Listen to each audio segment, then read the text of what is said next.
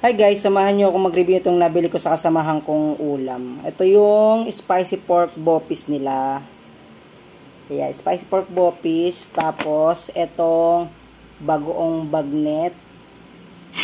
Tsaka tong gourmet chicken isaw.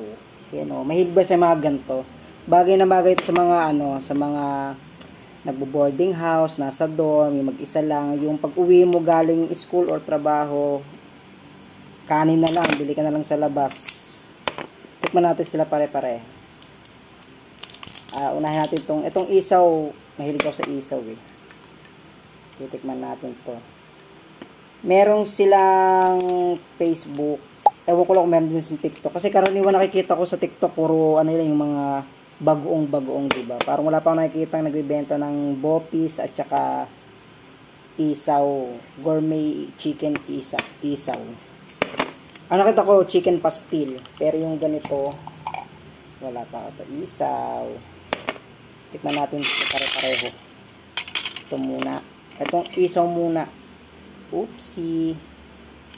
Mahilig ako sa ganito kasi ako mahilig ako sa ganire. Konti lang. Tikman muna natin itong isaw. Kung masarap. Ang isaw nila ay nagkakahalaga ng spicy to eh. Meron ata silang garlic.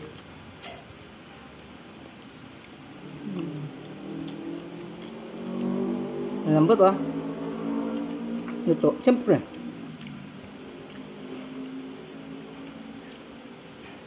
Bagay na bagay talaga sa sa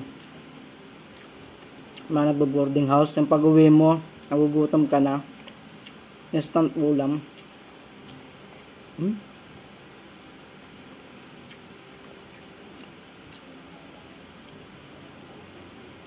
Top.